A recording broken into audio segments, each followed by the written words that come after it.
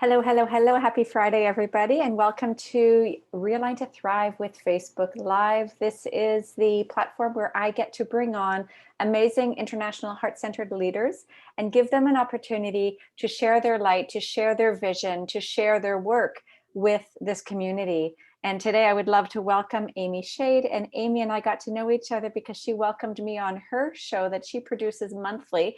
Her show is called The Unstoppable You. And there's amazing speakers that come on that show. And when I went on, it was kind of theme-based. We were all speaking the same language. We were like nodding and smiling and saying, yes, yes, yes, like you speak the same language I do. We are heart sisters. And I was so grateful to be there. Amy is also an emotional strategist coach, and she is a speaker. And I'm so grateful to have her come to us today from sunny LA. Welcome, Amy. Hello, beautiful introduction. Thank you, Diane. It's so great to be here with you and everyone out there. Yes, and I'm excited because when you were speaking about the unstoppable you and being an emotional strategist coach, and it just brought me and our meeting together and how it all resonated with you, which is very important, and the other speakers. It just reinforces and really fills my heart because this type of work that we do is really heart first, right? It's always leads from the heart first. And as we were speaking about earlier, that this is the 1 year anniversary, right, of the lockdown. Yeah. And actually, could we take a moment with that or first? Or? I'm feeling absolutely like we need to take a moment. So Yes. maybe just wherever you are, place your feet on the ground. Maybe close your eyes if that feels okay, and just take a few deep breaths. So if people who know me know that I often say breathe and everything changes. So no matter what you've gone through in the last year, can we take a moment to acknowledge you, to celebrate you? You made it. No matter what it was, you made it just like me. And we will continue to rise together. We will continue to support each other. And we will continue to move forward with wonderment and encouragement and hope for whatever comes ahead. Please join me in one more breath.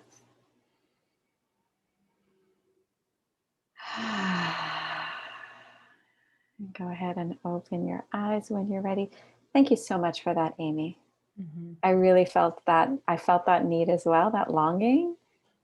And I'm going to turn it back to you because it's, I think it's really important to acknowledge what we've all come through. Mm-hmm. Not so much gone through, but come through. This has been a tough year for many people. It's been a really tough year for me, the hardest of my life. And I sit here on the 1 year anniversary and I can reflect back on all the things that I have learned about myself that I thought I knew, but wow, beyond imagination. The strength, the courage, the resilience, which I always thought I had, but again, wow, beyond imagination. Mm-hmm. As well as the opportunity to really expand my reach and to meet amazing people like you. Mm-hmm. So again, I'm going to turn it over to you now and tell us a little bit about what you do, why you do what you do, and how you came to this work. Mm-hmm. So I'm an emotional strategist coach. I'm a certified life coach. And what got me to this work was I've been a dance educator for over 20 years. And in that, it was more about coaching my clients and my students instead of teaching my students. And that coaching was around leadership, owning your own body, using your own body and understanding it in a way that you can then articulate the moves you need to make, right? And up your technique. But I'm also very creative on both brains. So I was a dance educator and a math tutor, right? So I have that ability to be, and I'm spiritual, have that ability to really be that creative, spiritual person and also that very pragmatic person. So I'm very practical on many levels in my work. And really, it's interesting because when we're talking about the beginning of the lockdown today, really the unstoppable you was to bring a live event was really prefaced like the inspiration was the lockdown was like, okay, we're here. I mean, I'm by myself. how can I stay connected to people, which is why I created the Unstoppable You live event, so that you can get your answers straight from us. I wanted a community, which I created. And it's interesting because it's really about hitting a wall. Like, I hit the wall when my fiance passed away in 2011. So when COVID came and everyone hit the wall, I was like, this is a wall, but this is not as bad as the other wall in my own mind. And I was like, well, how can I really step into my leadership and bring women forward, help them who maybe haven't hit walls before as big as this? Because I think this is a big thing. Not everyone reacted to the pandemic the same way, because as you said, when you've gone through a lot of adversity, all of a sudden adversity, you learn, you have these skills behind you that you could start like, oh yeah, this is bad, but I know how to do this because I went through that. Yeah, it's like you've built a muscle up and you get now to see how strong that muscle is, right? So all the little moments in our life, all the resilience that we've built in our life, it's this resilience muscle. And it's like, okay, it's there. And it doesn't mean it's not hard. I want to acknowledge that. Yes. It doesn't mean it's not hard. It means that you can get up the next day and put one foot in front of the other and you'll be okay. You just may not know what okay looks like. Thank you. Keep going. Yeah. Yes. And I'm going to say that from this experience of pandemic, you're going to find the next thing that comes up is you're going to be more capable of doing it. And so I want to first preface that, yes, some people are doing very well. Some people are in the middle and some people just aren't doing well. And we should all acknowledge all that whole spectrum. But, as I said, we all hit the wall, but there's always this rumbling, right? There could be this rumbling here. And this is what Diane and you and the other people, other healers and coaches out there, after you hit the wall, this rumbling is where we really want to get into and start like creating this beautiful change and possibilities. And that's really what life is. Life is going to hit you, but how can you put like small little kernels into changing and being more resourceful and understanding just how powerful you are. Yeah. And power meaning how strong you are, how resilient you are, how capable you are, how much capacity you do have, even if you don't feel it in any one moment. And that's okay. It doesn't define you. It's part of this journey. And I used to call it a healing journey. And now I call it simply a human journey, because we're all on this journey together and we all have healing that we have to do. And just this morning, I had a call with my coach and we did a deep, deep transformational healing process. And at the end, he said, and now you get to go live life, right? That's like, you've done this healing work for now. Go back to being human. Go back to your life. Go back to taking care of your son. It is today. And that was such a beautiful reminder for me. How long have you been coaching then? You talked about in 2011 that you had a massive grief experience with your fiance passing away. And how did you go from there to coaching? So I had been in spiritual meditation and coaching since 2002. So it was a long while, but what happened was, just like with COVID, he was gone within 6 weeks. And that trauma, I held that trauma for a long time. So I had that trauma, like serious PTSD, for like 3.5 years. But what I did within that time was that I went back to school and I got my college degree, right? And I was like, okay, I don't think I can go out there, but I could definitely like better myself, like put it all on myself. I didn't speak about what happened because it was too traumatizing for me. To be honest with you, it took like probably, 2 years since when I could speak about it and not start crying, right? So it was a very painful thing for me. So I went back to school because that's what I knew I could do. I was like, I can do that. I got my BA. I was like, I'm going to be a math teacher. So, and if you out there know your values, your top 5 values, right? So my one of my top values is freedom. I was like, this is actually going up against my value of freedom. I cannot be a math teacher. Got it. I cannot go into that room every day and do that. But what I could do is be a math tutor. Yeah. But from that school experience of getting my degree, my BA in performing arts, is that then I was like, you know what, this dance thing is just not cutting it anymore. Luckily, we got new directors and they started taking my program away, my jazz program, my dance program away. And we got ballet people in. And I was like, okay, it's time to move on. I'm not going to fight for something that the universe is definitely saying, you know what, this chapter's closing. Let's open a new chapter. And there's so much wisdom in doing that, because so many people bump up against and fight against and resist what is. And every morning with my coach, we sit together in a community and we do like a 20-30 minute coaching session with a community. And then I do my private coaching with them. And one of the big things this morning, the big conversations and the takeaway was, I release. And so many people grasp and they hold on to. So good on you for recognizing what you were willing to let go of and what it would open up for you. Yeah. Yeah. So I felt like, anytime limitation comes in, it goes against my freedom and my curiosity values. So anytime something starts closing in, I've been very good at like, oh, this doesn't feel good. If I'm teaching and I'm looking at the clock going, oh my God, I got 10 more minutes left. Yeah. That's not a good place for me to be. Yeah. Right. So I knew that something was next. And what came naturally was coaching, because my best friend, she had gone to a lot of coaches. So I was like, okay, the next thing for me is coaching, because I've been an educator and a coach. I've gone through a major disruption in my life. I'm articulate. I know that. My spirituality has been growing and really fostering, and I could definitely help other women move forward in their life and really create change that they want, the change that they want. So coaching was like a natural progression for me. Yeah.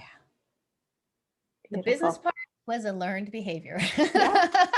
A lot of people go into coaching or any spiritual work or, yoga teachers, and they just think, I'm just going to jump into it and do it. And they forget that there's a business part of it as well, that we do have a responsibility to learn. And I always say to people, like, if you don't take care of your business, then you're not able to deliver your service to your client, which means that you're then depriving your client of the transformation that you get to provide by working with them. So you have to have your business solid. Good for you. How did you learn about the business part of it? Yeah. So the other thing I did also, because I am a creative, but I'm also very technique driven, I got my coaching certification, because I was like, if I'm going to do this, I'm going to do it with understanding my boundaries, what I can offer and what I'm not supposed to offer. And that's just as important, right? The alignment of, like, for me is always the know-how and then the creativity around it. So my business, I signed up for a program. I spent money I didn't have. I'm still spending money I don't actually have, because I know that that's the way to do it. If that's I'm going to living in a mindset of abundance versus a mindset of lack, which is so important to be open to receive what's waiting to come your way. So good on you for that. And I will tell you that I got my coaching certification. I was trying to do it myself. I gave myself a 30-day challenge, which I love, challenge yourself. The 30-day challenge was no TV, no music for 30 days before like 8:00. And you're just going to work on your business. I gave myself that time to really try to figure it out. And I was like, this is not working. I need help. So I started going out to get help. And then I enrolled in a program and a community. So I'm in the Heartcore community, which is heart-based, heart-centered business, because it fits right in with me. I took another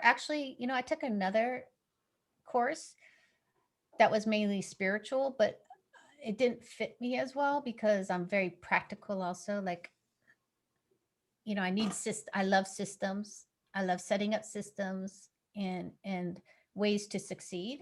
Um, so And I, I think that's evident when you do with the production of the um, the Unstoppable You, that show that you produce every month. It's so clear that you know exactly how to put this together and to deliver it. You have incredible high caliber speakers. Mhm. The production of it is fantastic. The timing of it's amazing. I know your audience is growing. So Yes. that's really clear that your understanding and your skill with systems is really helping you along with your coaching. And I agree with you that, it's one thing to be a heart-centered coach, but you can have all the heart and all the knowledge in the world. But if you don't deliver, if you don't take that step, if you don't get out there, if you don't have a way to market yourself, to find your clients, to do your sales, your very gentle relationship building Yes. sales pitches, then you're not getting customers. Mhm. And yeah, that's wonderful. So how long have you been coaching for? I would say a year and a half, 2 years Okay. that I've been building my business. Yeah. And maybe, yeah, but I've been building my business like a year and a half and then coaching for 2 years. Mhm. And what is your vision for the Unstoppable You? So my vision is to keep it a monthly event and I would love to get sponsors for the Mhm. event. Mhm. And so I can get more speakers on, right? Because there is a requirement that speakers have to have before they come on the show. Mhm. I would love to get rid of that requirement on some level so I can, just have the show going with sponsors. That's kind of my big vision. Um, because that way you get more, it just becomes more robust on some level for information. Yeah. And Fantastic. yeah, but that's my big one. I think I'm going to do a all men's one Mm. in between April and May. Good for you. So I really feel like men need to step up and be men. And I love men and the energy that you bring into the world. And we as women need you to step up and be the men that you're meant to be. And I'll tell you from my perspective, because I run circles and healing heart circles, and Mhm. often they're co-ed, but really most of my work is around women. I feel like we need men to step up and lead and guide other men. So if you're listening to this and you're a man, like, start a circle, start a group, start a conversation. And then Amy, I love that you're going to pull men together. And hopefully the invitation from that will be, men, go off and do your work now. Do your work, not with the women, do your work with yourselves, because we need you to build that energy, that masculine energy that's really healthy, not toxic, to be able to lead in the world as well. Mhm. Yeah. I agree Oh, with that's you. very, very ambitious.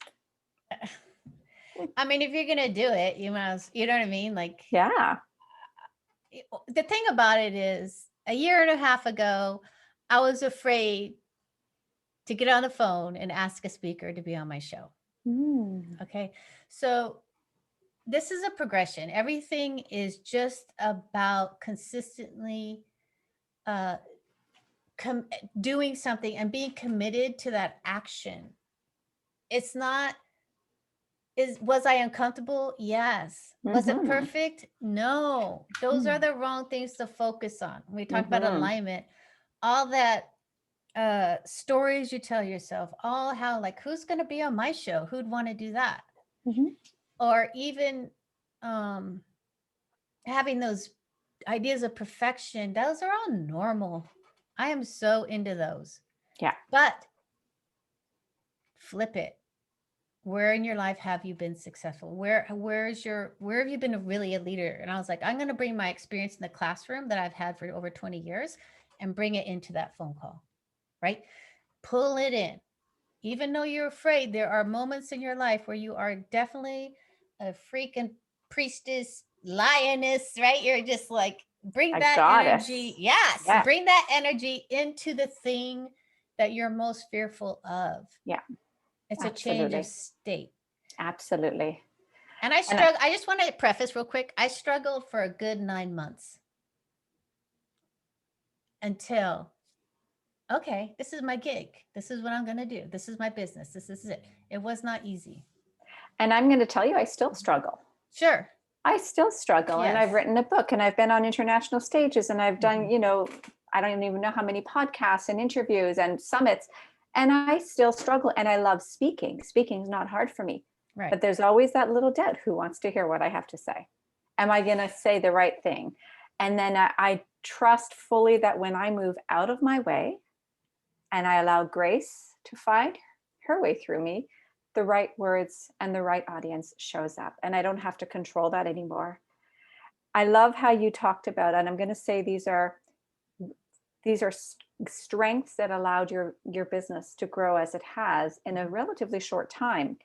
Consistency, commitment, resourcefulness, leadership, and not getting sidelined or falling down the slippery slope of the discomfort, the not enoughs, the fear. Like, you acknowledge those, but those, when your consistency, commitment, resourcefulness, and leadership is stronger than the fear or the not enough, there's nothing holding you back. And that's what I see that you've created in your life.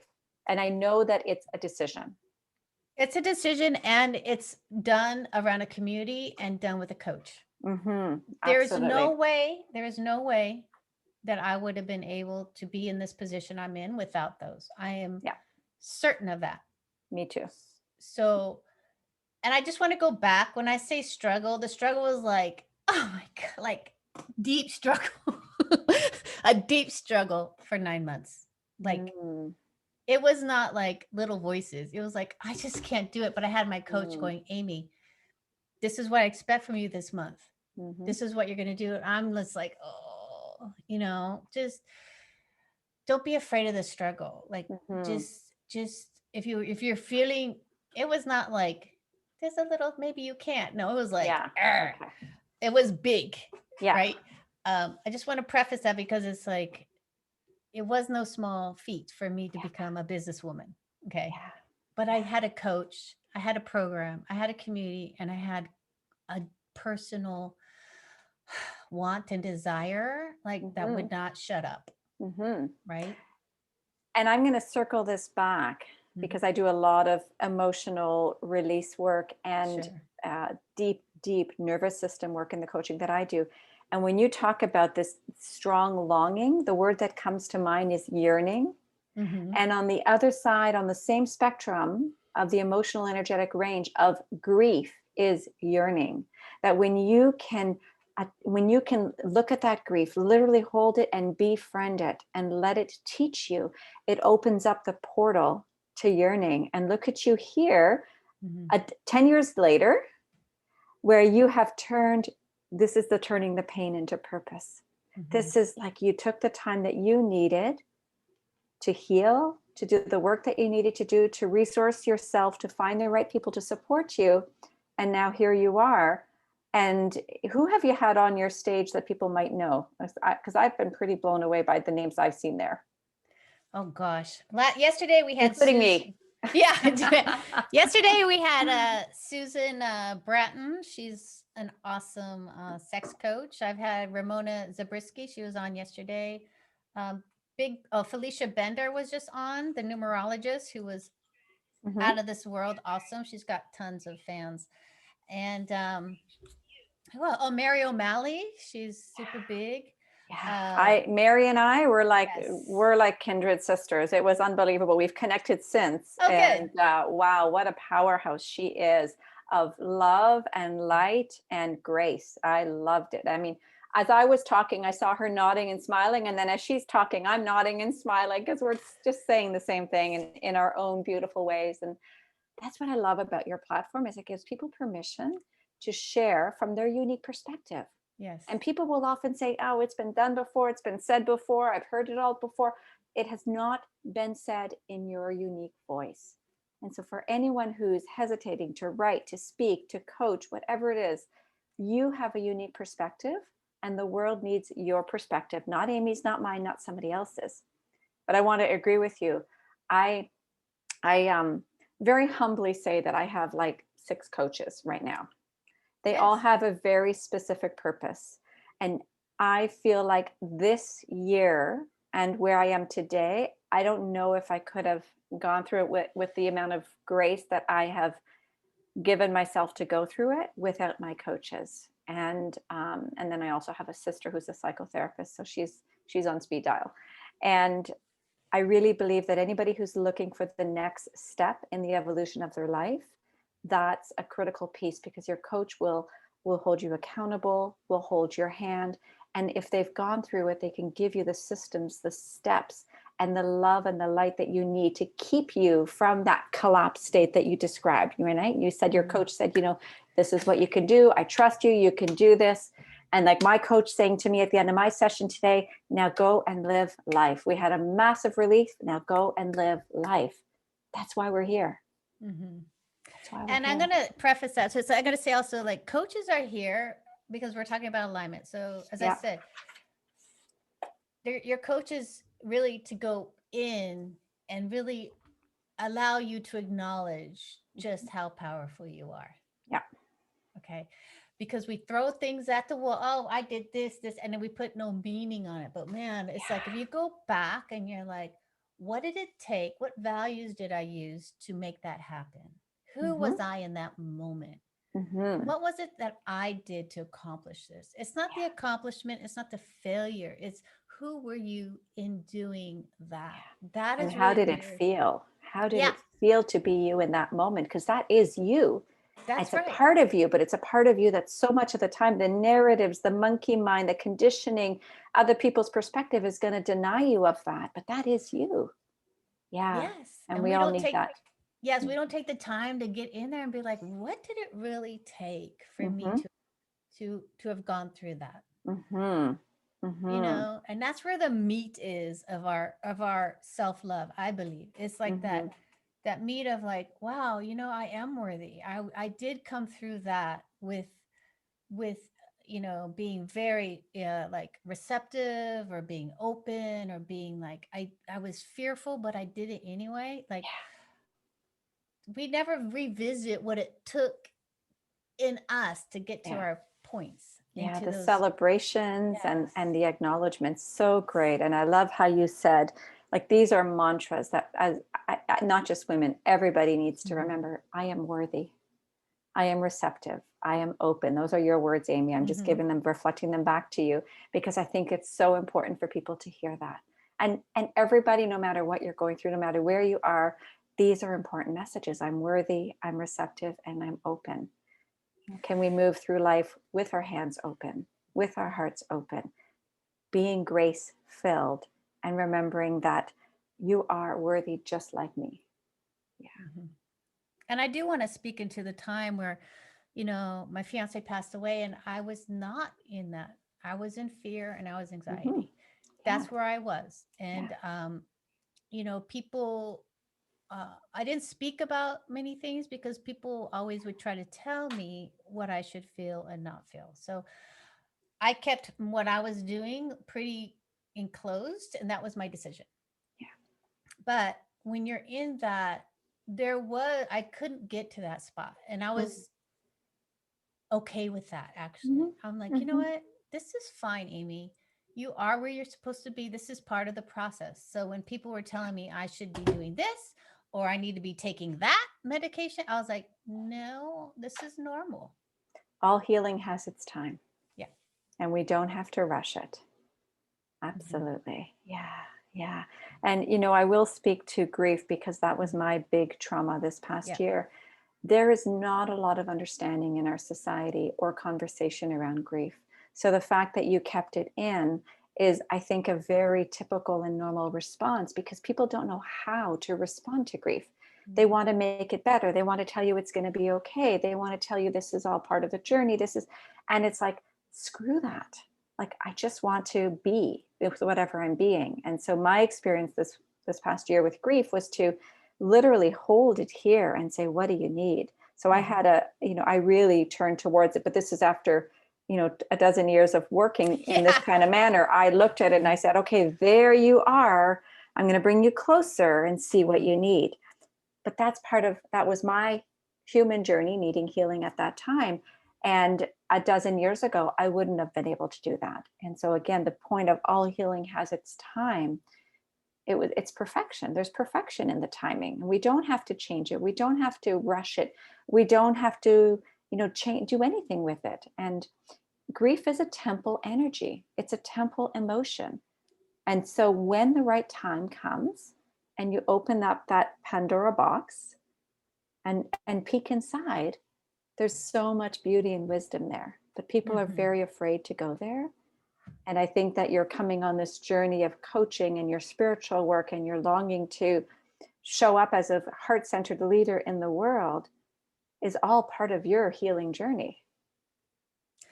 Yeah, and I just want to say that I lost my best friend last year, right? Quite quickly. And because of COVID, I couldn't see her. And it was like,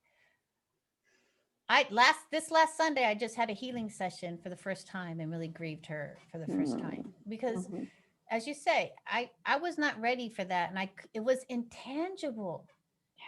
Because with the thing about my fiance, it was very tangible because I was there with him the whole way. Yeah. So it was intangible and I couldn't reach it. And for many of you out there who, you couldn't see your loved one who passed away, it's like this intangible thing. So, but I knew it started, I was like, the last couple months, I'm like, there it is. There's the grief, because I knew where it lies in my body. So I got help and I got support on that. And we were able to do a healing with my friend. And I got to say what I wanted to say to her, and she got to say what she wanted to say to me. And, I think if I don't take care of that, if we don't take care of that grief, it will latch onto you and it will stay with you, So it is scary to visit, but it's worth it, and you can facilitate it, because many of you out there probably are shocked, like, what? That she's gone because of COVID or whatnot, or because of whatever. And if it's intangible, go in there and hire someone to help you get to that grief. Yeah.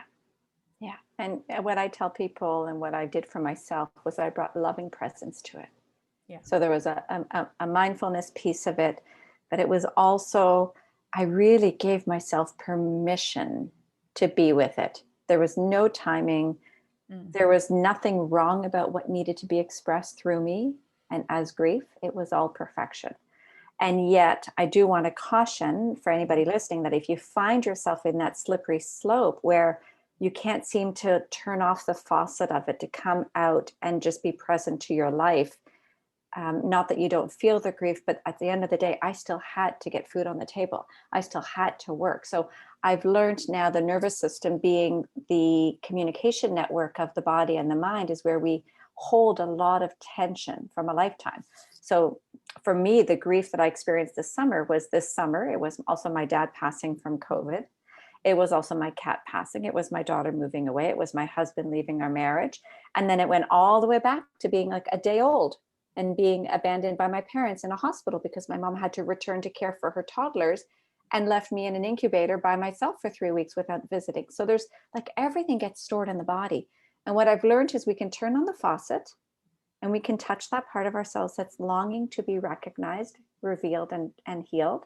And then we just turn it off slowly so that we start being conscious of how we release our healing. And then we bring it through the heart so that it's not projected onto other people in a way that's harmful or scary, right? So there's a gentleness to it. Yeah. Yeah. And I think if you, like, I had that pull. Yeah. I was like, okay, there it is again. It's time for me to take care of that. And if you deny it, it just gets pushed down and it will show up later in some way. Yeah. And it's actually a disservice to my community and my clients by withholding that, because actually your heart is closed. Yeah. Of fear and anxiety, not anxiety, but fear. We went in, did inner child work a little bit. And I call it tension. It's all tension, whether it's grief or whether it's anger, whether it's disappointment, whatever it is, it's tension that's held in the body. And tension held in the body and unexpressed will often show up as anxiety in the future. That's one of the things we know about tension. So it's critical. I know. So it's so critical to be able to be willing to consider. And that's what I say to my clients. Can you consider going there today? And sometimes they don't come to me with an agenda, but we'll start a session, we'll pull an angel card. Sure. And the angel card, I'll read it to them, and I see something starting to like resonate with them. There's something that's touching something that's been unhealed, some undigested wound. And so that becomes the opening to the healing on that day. So it's not like you have to go looking for stuff to heal, man. There's tons of stuff. It'll show up when you create the right experience for it. And there's a sense of that you can actually, and I know you know what I mean by this, you can feel good feeling bad. When you can be present to all the emotional energy and its release, there's a sense of you can feel good in that release. The release, the tension may not feel good. What feels good, sorry, the tension doesn't feel good, the release feels good. So you could feel good feeling bad, but you have to be willing to feel bad. And so many people numb, suppress, push down, and don't want to go there. And so you are one of the courageous leaders in our world. Thank you. Thank you. I mean, it's like, it's actually, yeah, it's a very courageous thing to do. It is. It's a very courageous thing to do. Yeah. And I'm grateful that you've done so much of this work and that you've taken it to this incredible opportunity where, you know, not only are you coaching other people and helping them to realign in their lives and see the potential for their lives and champion them and help them along and encourage them, but you've got this platform now. And I love the Unstoppable You. I love the title. I love the people that are coming on. And I love how it is such a powerful message for women in the world today, and apparently soon to be men. Yeah. We'll do a man special. I think that's fantastic. And you know, there's a part of me that's sitting here thinking, Amy, you and I need to get together on Clubhouse and do something on Clubhouse. Oh, definitely. Are you on Clubhouse? Yeah, I'm just going to start because as you know, as an entrepreneur and a businesswoman, you have to, I was just talking about this earlier. I do also have 2 work pods a week, just to let you know, right? In the work pod, I was like, I don't have time for that. I'm focusing on my live. So I would love to do live with Clubhouse. Anything live, I'm on board with. Me too. Yeah. I love it. Yeah, we should definitely do something. And maybe invite another 1 or 2 speakers in, and then you know, have a really nice Clubhouse room. I haven't really been on it yet, but I have it. I started my first, I did my first room last night. I'm part of a group of women entrepreneurs who were called they just came up with the name. It's called Gifts, and which is an organization to help to empower and uplift children and their caregivers and educators. And so we started our first Clubhouse meeting last night, or room last night at 6 o'clock. And it was a check-in. How are you doing? Plain and simple. Teachers, parents, how are you doing? It's been a year. Some of you are teaching kids at home. Some of you are trying to manage working from home. Some of you are going to school, having to wear masks, making 6-year-olds wear masks, trying to stay healthy, making sure hands are getting washed. Like, how are you doing? And so we're going to do this every Thursday for anybody watching, every Thursday at 6 o'clock Eastern time. So if you follow me on Clubhouse, you'll see the invite. And then Amy, I would just love to do something with you for other people in the world. Like how are you doing and how can we support you? Yeah. Yeah, amazing. That's beautiful. Great. That's the next frontier, Diane. It is the next frontier. And, you know, I joined Clubhouse like, I think 8 weeks ago now. And it took me until last week when I found out we were going to be doing a live with this group to actually listen to a full session to find out how it works. So I feel capable now of getting on there and you know, being the moderator and getting things going. It's just one of those unknown until you do it. But Clubhouse is a great platform because there's just so many conversations. They're real conversations. People are showing up there. And so I really do appreciate that. And I really appreciate you. I appreciate you coming on today. I love these conversations. I'd love for you to let our audience know where they can find you, Amy. Oh, yeah. So you can go to amyschadt.com. It's pretty easy. And you can book a free session with me. I always offer a free session just to, you know, help you out in what you need in your life. It could be a vision. It could be bridging the gap. It could be focus. So check out my website, amyschadt.com. And Facebook. I'm on Facebook also. So yeah, we'll put your information in the comments below the Okay. video. And I want to take a moment to acknowledge Linda, because she had a few comments as we were watching this. She said, thank you. Thank you for the moment, I think, at the beginning, because it's been a really long year. And yes, I know that. I really do know that. And I want to acknowledge that. And then she also said, so true, we are in a feminine space. And I think that just means that, like, we have to show up as women, but as strong, heart-centered women. It's so easy to fall into the slope of the needy feminine energy. And what we need to do right now is to really, truly show our hearts. The Dalai Lama said many years ago that it's the Western woman who's going to change the world with her strong feminine heart. And so let's continue to bring our hearts forward. Let's continue to collaborate. And I want to thank you again for being here today, Amy. It's been such a pleasure chatting with you. Yes, Diane, thank you. And thank you for everyone for listening. And yeah, again, this has been a beautiful way to start my day. Right, because you're in Pacific time, so it's early there for you. Well, thank you. I'm about to go teach dance. Okay. All right. Which is well, awesome. Thank you. Thank you for anybody who's watching this live. Thank you for anybody who's going to watch this later. Leave a comment, say hi to Amy, and go check her out at amyschadt.com. All right. Thank you. All right, bye. Hang on, Amy, for just a minute. I'm going to stop this. And